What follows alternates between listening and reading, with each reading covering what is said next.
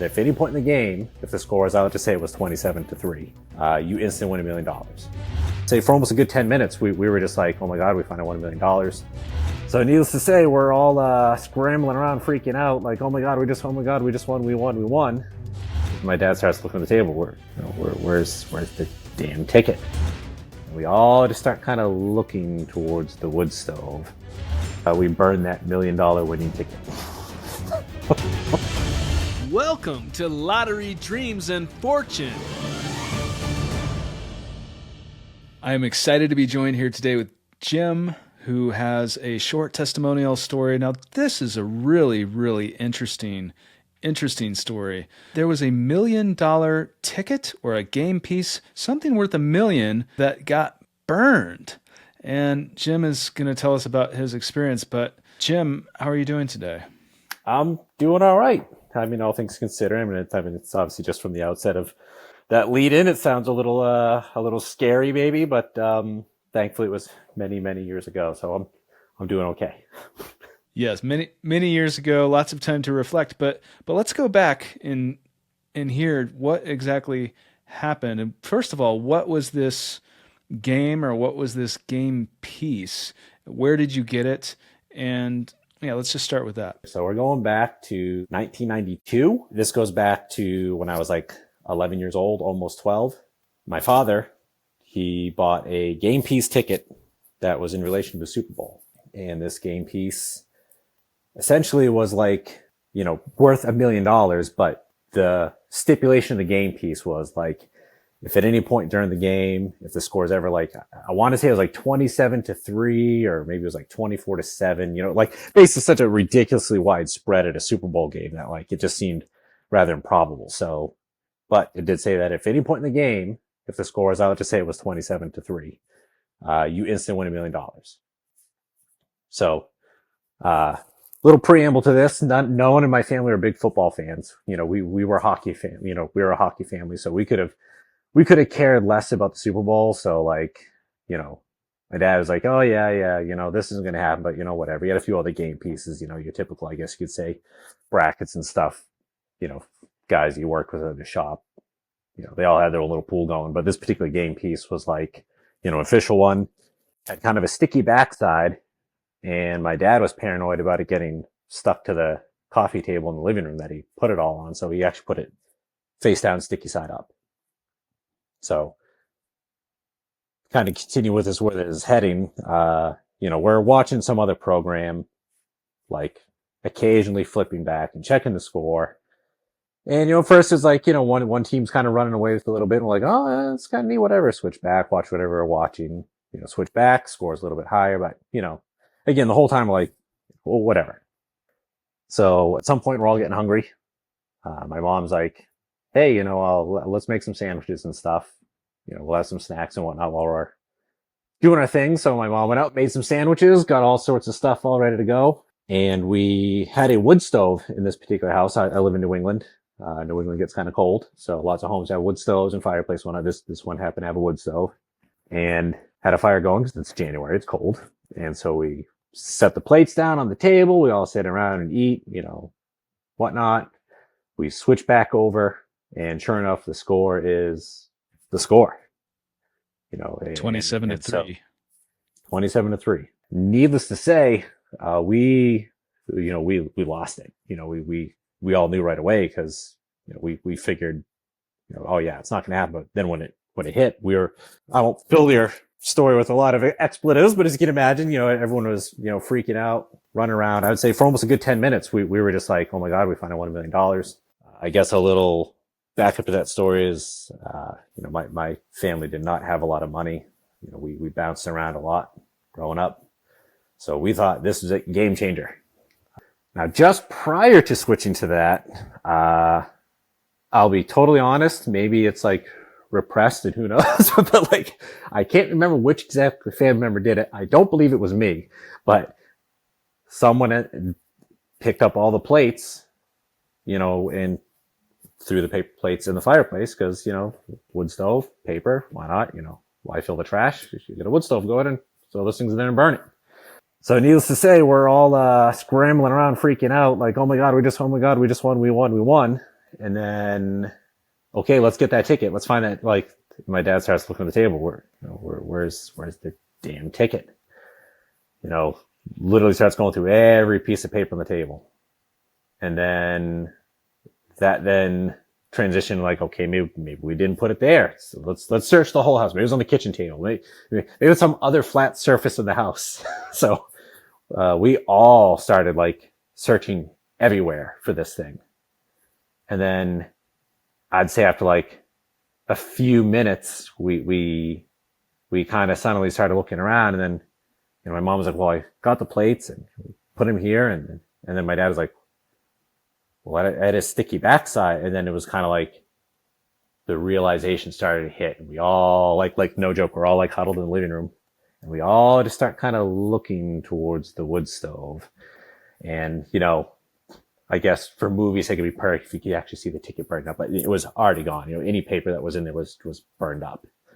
And so sure enough, the realization then started to kind of really hit. We burned that $1 million winning ticket. Oh my gosh. Well, that had to have been heartbreaking at the time. I mean, what were you thinking? Uh, I I won't sugarcoat it. You could almost equate it like someone had passed away. It was pretty gutting.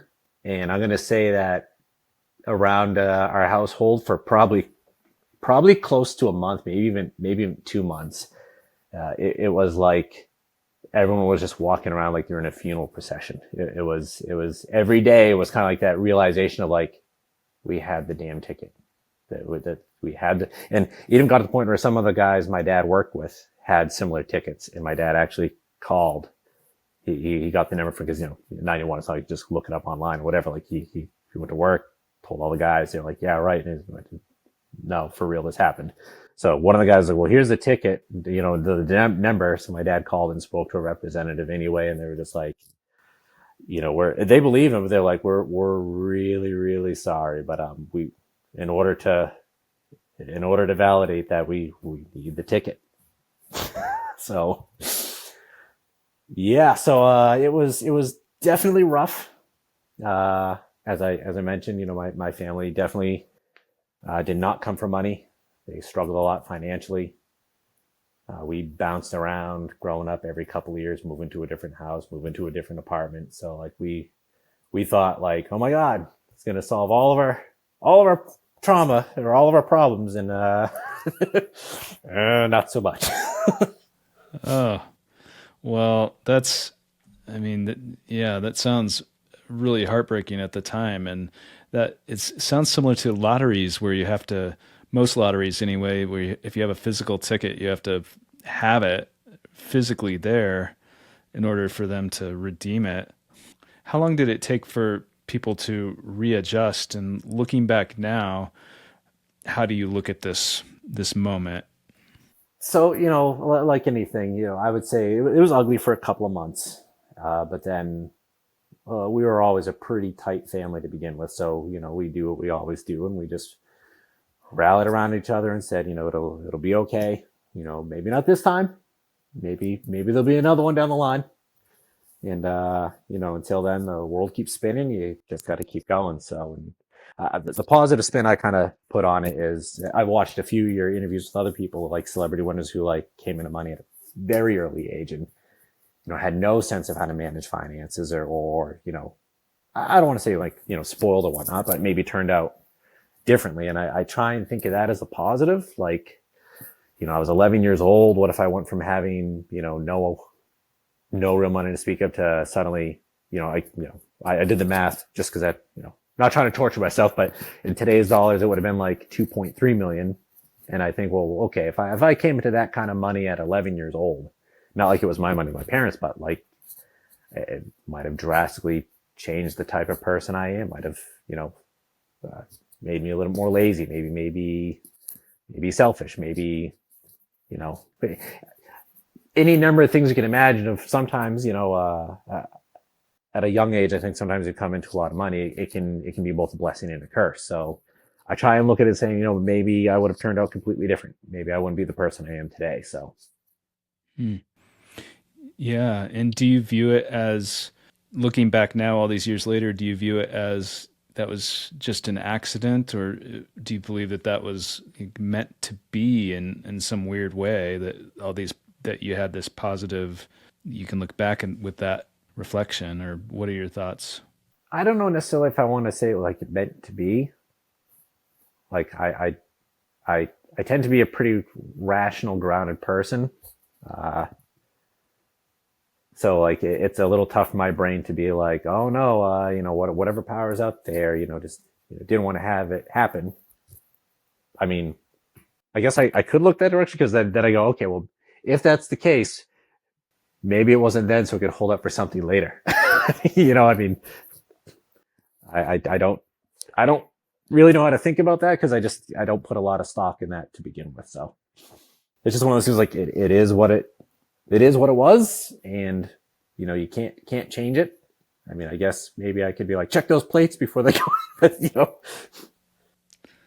Yeah. Well, and it seems like the how you choose to view something, even in retrospect, affects your. At least for me, I'm not saying this happens to you, but at least affects my energy, like how I look at something. As, but it sounds like you, the way you look at it, is in a positive light, in that it Oh wasn't yeah. all well, other than what happened directly. But Oh yeah, like I said, it's sad that there's no way to sugarcoat me. Like, yeah, no, it's really a good experience that we burned $1 million. But I guess if I'm going to put a positive spin on it, it kind of goes to, and I might have a slightly more unique view of this than maybe a lot of people. Is I do truly believe that in order for anyone to really understand what true good is, you need some of that bad, if that makes any sense. It's kind of like if someone's never experienced any adversity, if someone's never had a bad day, if everyone's always living in sunshine and rainbows and moonbeams and all that stuff, like they it wouldn't feel like a good day. It would just, every day would start to feel the same. So and not say I wish anyone to have bad days or wish anyone to experience true tragedy, but I think it's a part of the human condition that in order for us to really kind of understand what it is to appreciate the good, you do occasionally need to accept that there is some bad days. And, along with that, it's not again saying like, I wish someone has a bad day so they can understand what it's to be good. It's just, and I guess it also gives you that moment of reflection when those bad days happen, is realizing, okay, this is a day, this is a moment, and what can I take from this? What can I learn from this? And sadly, there's probably a lot of people out there that type of stuff can break a person and you know, set them up for not so great times in the future because they're just focusing so much on the bad that happened. And other people, I guess myself in this category, like I would choose to prefer to look at the good side of it and say, okay, so that day wasn't a win, but it's a long race. It's a long life, and there can be a lot of good that happens on the backside of things. So that seems really wise. That seems like a healthy way to look at it, and with the contrast as well, because how would you know one thing without knowing the contrast of another? I know this was a long time ago, but I am sorry that this, to hear that this happened, but I really greatly appreciate you coming on to share this experience, because I know that you're not the only one that this happens to. A lot of people in probably different ways, including with the lottery. So I appreciate your courage in coming on here, and your openness to share your experience, because it's really unique and important. So if you could leave one person, or leave people watching or listening to this today with one message from your story, what do you hope someone takes away from it? uh to essentially, not to sound so cheesy and cliche, but never give up. It's like, at the end of the day, uh, it's just money. Money, while I get, can certainly contribute to happiness, it is not the end all be all to happiness. And not to sound all cheesy, everyone says, oh, money can't buy happiness. I think money can maybe buy a little bit of happiness along the way, but I would say that it doesn't have to define who you are as a person. It doesn't have to define your whole existence. I think people can find joy in many different things that aren't tied to, a big lottery winning regardless. So I say you make your own happiness, and when those bad days come, accept it as for what it is on that day. And then, the next day will be a different day. I love that. And yeah, happiness seems to come from within. So I mean, at least I believe that, but yeah, I appreciate that. Is there anything else that you want to say about your story today that I don't know enough to ask, or that you just want to say? Well, no, I just want to say thank you very much for having me on. I certainly appreciate your time. Everyone's busy these days, so anytime somebody can take a little bit of time to listen to someone else, it's always a good thing. As far as anything else I don't want to pass along to anyone, just keep fighting the good fight and living each day the best you can. So, and if you end up in a scenario like mine, it makes for a fun icebreaker. I'll quickly share this, that it's at work, it's always made for an interesting story where have you ever heard of like the two truths and a lie? A little bit. Can you remind me? Yeah. So lots of companies, if you change teams or managers, rebuild a new team, whatever, and they want to like get to know everyone, sometimes they'll go around and do what's called like two truths and a lie, where everyone sits there, thinks for a moment and thinks of like two truths and one lie. And then you say it, and then people try and guess what's the lie, what's the truth. So mine always goes something like, once burned $1 million. I once got a speeding ticket for doing 140, and I once flew aerobatics. And then I go ahead and say, so which of those two is true, and which one of those is straight up a lie? Care to guess, Tim? Oh, well, we know one of them, but is the kind of gave you one already. Is the speeding? Yeah. So is the speeding ticket the other one? That's actually the lie. I don't think I've ever owned a car that could actually do 140 in the first place. Oh. But okay. I did get into aviation as a possible career path right out of college, but that was a different story for a different time. But part of the school I went to had a great aviation program, and they had aerobatic trainers. So I've gotten to fly some aerobatics in my day. We're talking over 20 years ago now, but so it's always funny to throw that out to a room and have people go, "Oh, there's no way you burned $1 million." Because that's almost the first one they always start like, "Oh, wow." So because they think, "Oh, you got a speeding ticket and was a pilot." Well, that makes sense. They like fast, dangerous stuff. And whenever it's like, "Oh, there's no way you burned $1 million." I'm like, yeah, that's a real one. Yeah, I bet that stumps a lot of people, but that, well, it's such a unique experience, but it does happen to people. You're not the only one. And I really appreciate you coming on here today, Jim. So it's such a pleasure meeting you. And I mean, perhaps we could have you back on here another time. If you don't play the lottery, that's okay. But if you do, I absolutely sincerely wish you good luck. And I do. In fact, this game plan this evening is I'll be going to go pick up a ticket, and hopefully, if this one's a winner, I'll keep it away from the wood stove. Okay. Well, thank you very much for your time today and for coming onto this show. I really appreciate it. All right. Thank you, Tim. Appreciate it. One that I personally handled all the way through was a little over $1 billion. I have consulted on some other lottery tickets at that $2 billion range. $1 million to $5 million are the typical calls that I get. What is the difference between if you win a prize between 1 million and 5 million versus someone that has a ticket of 500 million or $1 billion? The difference is really what I always stress to people is the planning. If someone wins 500 million after taxes, that could be 250 million. And so that's a considerable amount of money. And we would do more planning as to how we're claiming the ticket. Everyone plays thinking that they're going to win. And then when they win, they look at each other and go, I can't believe this happened.